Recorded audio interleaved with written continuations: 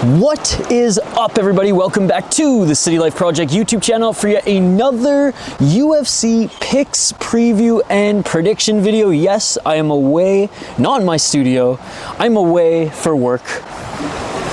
Not too bad if you ask me, but that's not gonna hold me back from providing you guys my picks. That's how much I'm committed to all of you guys. So smash that like button and subscribe, and let's get right into it. We're not gonna get too in depth here today because, all right, but let's get to the first one here. We have Juliana Miller against Ivana Petrović. I'm going Ivana Petrović on this one. She's coming in at -240.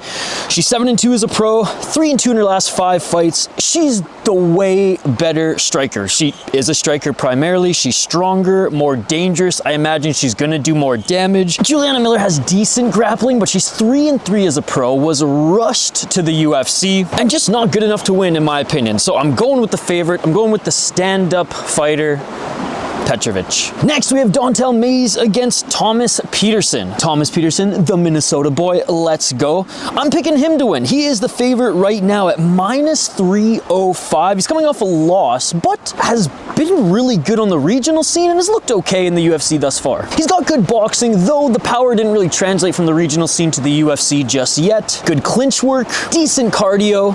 Dontel Mays is just too slow. He's too hesitant to box. And let's be honest, Machado and old Andrei Arlovski, those wins have not aged well. I'm gonna go with Thomas Petersen. Pressure, volume, and maybe some damage in the clinch. Next, we have Quang against Gaston Bolaños. This should be a sick fight, and I'm going with the underdog on this one. I'm going with Quang.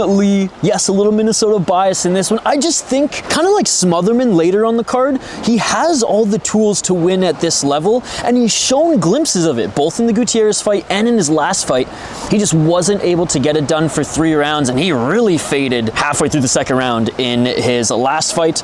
But like I said, has all the tools to win. He just can't let those big, bright UFC lights cook him this time. He's got good grappling, good takedown defense. This is his last chance. If he loses this one, he will be cut. His opponent's Bolaños, though doesn't have the greatest record, is good, is a tough opponent, good striker, hits hard, durable, and he can scramble. And if this does go 3 rounds and Quang really doesn't put it on him, and assuming Quang doesn't fade, or does fade, I should say, Bolaños could do more damage, but I'm banking on Quang at least winning 2 rounds and not folding in the 3rd. He's coming in at +155, by the way. Next, we have Marina Rodriguez against Gillian Robertson. Marina Rodriguez, a 17-5-1, 1-4 in her last 5 fights, but her last 2 fights were very close split decision losses, and I am picking her to win. Call me unpatriotic, but Robertson's basically American at this point, training out of the goat shed in Florida.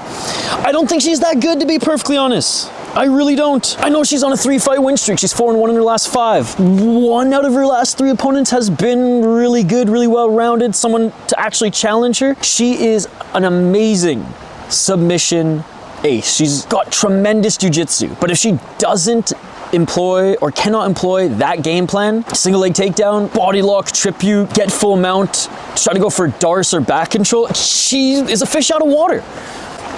Whereas Marina Rodriguez is getting up there in age, but she is more well-rounded. And as an underdog here, I kind of like her at +230. Good enough grappler to keep this on the feet, in my opinion, and to do more damage. So I'm going with the underdog in this one. Next, we have Azamat Bekoev against Ryan Loder. I'm going to go with the favorite in this one. I am going to go with Bekoev. He's -410. He's 19-3 as a pro, 5-0 in his last 5, 7-fight win streak right now, 7 KOs, 8 subs from ACB and ACA primarily, where he went 6-3. He also went 4-0 in LFA, where he was the champion. Ryan Loder from The Ultimate Fighter. Honestly, not super impressed with his performance. He's very one-dimensional. He's an incredible wrestler, and the 5 KO TKOs is deceiving because it's not knockouts. They're TKOs from dominant position on the ground, which, hey, all the credit to him. He's finishing his fights, but again, it's one-dimensional how he gets there, whereas Bekoev is very well-rounded. He's scary on the feet. He's scary on the ground. He hunts for the finish, and he's intense in fights with a very high pace. He can wrestle. He's even more dangerous everywhere, and I just don't think Loder will be able to win via top control and simple ground and pound in this one. Next is Yana Santos versus Miesha Tate. Flip a coin, ladies and gentlemen. Flip a coin. I flipped a coin, and it landed on heads, Miesha Tate, minus 135. I'm going with her. Also because I had a crush on her in high school. But anyways, overall, she's more well-rounded. Look, Santos looked okay in her last fight, but Miesha Tate has faced primary strikers, has faced grapplers, has faced everyone, right? Now, Miesha Tate has not been active. She hasn't fought for a year, where Santos fought 8 or 9 months ago. But I think Miesha Tate can hold her own on the feet, likely get the clinch, get the takedown, maybe even hunt for a submission, and maybe even get a sub on that, on the likes of Santos. So I think Miesha Tate wins kind of wherever she wants to, unless it's just a straight kickboxing match, which I highly doubt she will get herself into because she's never done that before. Next is Mason Jones against Jeremy Stephens. The return of both of these fighters to the UFC. I'm going with Mason Jones on this one. Sorry, Jeremy Stephens. Who the fuck is that guy? BKFC star is that guy now. Mason Jones is 15-2-0. His only losses have come in the UFC. 4-1 in his last 5 fights. Won all his Cage Warriors fights upon leaving the UFC, coming back to Cage Warriors. Jeremy Stephens is still an absolute dog and still very dangerous in BKFC, don't get me wrong. But Jones is in his prime, man. Jones is in his prime, 30 years of age, out of Wales. He's younger, he's active in MMA, good striker. He's got a win over David Onama. He's got the speed, he can put on a better pace. His cardio should be better than Stephens in an MMA fight. Maybe Jeremy Stephens tags him early and does some early damage in the fight, but I think if this goes the long shot where Jeremy Stephens still is durable at this stage of his career, we haven't seen him in mixed martial arts in a little while, and I just think Mason Jones will get it done in other areas. He's not going to allow Jeremy Stephens to just brawl with them BKFC style in the 4-ounce gloves. All right, next is arguably the sickest fight on the card. Serhiy Sidey against Cameron Smotherman. I'm going with Sidey in this one. I think Smotherman is a very good underdog at plus 115 because when Smotherman is on, he's on. Like, he's good everywhere and he doesn't show any mistakes. He gets in that flow state and he's got that killer instinct.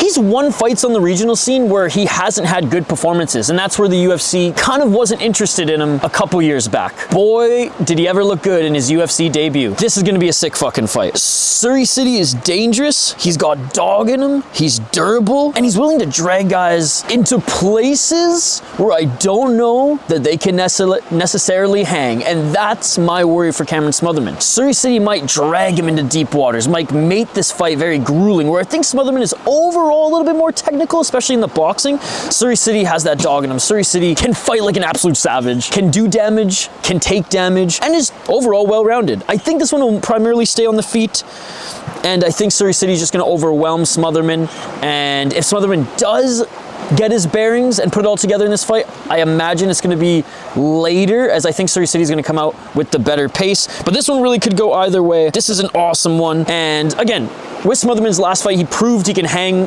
and fight UFC roster guys. Let's see if Serhiy Sidey can continue to do the same. That's right, I got my notes and everything on the beach here. All right, next we have Daniel Marcos against Montel Jackson. I'm gonna go with Daniel Marcos in this one. He is the underdog at plus 170. He's 17-0 as a pro. He's insanely durable. He's a volume striker, well-rounded. I mean, he beat Davey Grant. I know it was split decision, but it was a damn good fight, ladies and gentlemen. Solid wins on the regional scene as well. 8 KO TKOs. Montel Jackson is good. He's just not active. He's just not that active. He's got decent power. His hands are pretty fast. He is pretty strong. I just don't know what to make of him because we don't see him often. In his last fight, I mean, he knocked out Damon Blackshear real quick, which was great, but it didn't answer any of my questions. Daniel Marcos has really good knees, very good kicks, insanely good boxing in the way he can mix it up, going to the body, those straight punches, the hooks, the counters, the pocket strikes. He's a solid boxer, and I think a very well-rounded striker. The vicious knees and low kicks will give Montel Jackson some problems on the feet, so I'm interested to see if Montel Jackson will take this to the ground, where he might have the advantage just out-muscling Daniel Marcos, but I think Daniel Marcos should be scrambly enough to get back to the feet. I'm going with him in this one. Next, we have Santiago Ponzinibbio against Daniel Rodriguez. Honestly, this is a really good matchup. Both these guys are 38 years of age. Yes, where's the time going? Ponzinibbio, 30 wins, 8 losses. Rodriguez, 18 wins, 5 losses. Each of them are 2-3 in their last 5 fights. Ponzinibbio winning his last fight. He was getting beaten up early in the fight, but came back and got a wicked finish. I think I'm going Ponzinibbio because he's the favorite in this one at minus 125. Not because he's the favorite, favorite. He is the favorite in this one at -125, but I am going to go with him in this one because I think he's a little bit more well-rounded, but Rodriguez is a good underdog because Ponzinibbio has been a little chinny as of late, and Rodriguez obviously is a good striker, is a good boxer. His bread and butter in this sport is utilizing his striking, right? Whereas Ponzinibbio is a very good striker as well, don't get me wrong, but he's more of a well-rounded mixed martial artist. He is getting a little slower, okay? He is getting a little slower, but I think he will do more damage. Daniel Rodriguez has no grappling. Skinny legs that are just there, just asking to be kicked. Ponzinibbio's cardio, it still seems to be there. Let's see how good Daniel Rodriguez is. I think Ponzinibbio's got a few good fights left in him. I'm going Ponzinibbio on this one. I think he finds the finish on Daniel Rodriguez, and if not, more control time, more ground and pound, more shots in the clinch. Rodriguez only +105 at the time of this recording too, so not a lot of value, but definitely a chance to win there. Co-main event, we got Jiu-Jitsu versus wrestling. Reinier de Ridder against Bo Nickal, and I can't believe I'm fucking saying this, RDR in this one. I have RDR +275. He's 19-2 as a pro on a 3-fight win streak. Has looked good since coming over from one championship and, well, I guess technically UAE Warriors. The coup, as they said on UFC Fight Pass. Look, RDR has no striking, but neither does Bo Nickal. I'm sorry, a few guys that he knocked out on the regional scene in Dana White's Contender Series do not count because he couldn't knock out Paul Craig, nor did he even want to box with him much. A little pitter-patter on the outside. He's insanely slick, and he's very dangerous, and he's not really even going to entertain a fight on the feet like Paul Craig did with Bo Nickal. I just don't think Bo Nickal's as dangerous as he seemed on the regional scene and early in his career. And it's not like Reinier de Ridder is really that chinny. 14 submissions. I'm just banking on him, even if he's in a bad position, using that slick jiu-jitsu, finding that escape, finding that opening, finding that finish. I think he will find it if Bo Nickal takes him to the ground,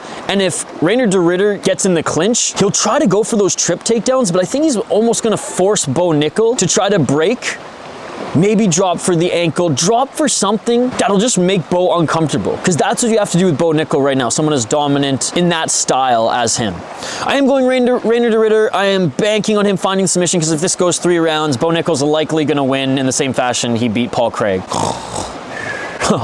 Main event of the evening. Now I know I said the city fight and Smotherman is the best fight on the card. Look, if it delivers, it very well could be. This is also a sick fight. Cory Sandhagen against Deiveson Figueiredo. And the odds on this one are insane. So I'm just gonna say right now, I'm going with my boy Sandman. I'm going with Cory Sandhagen, but he's the -560 favorite. That's insane, okay?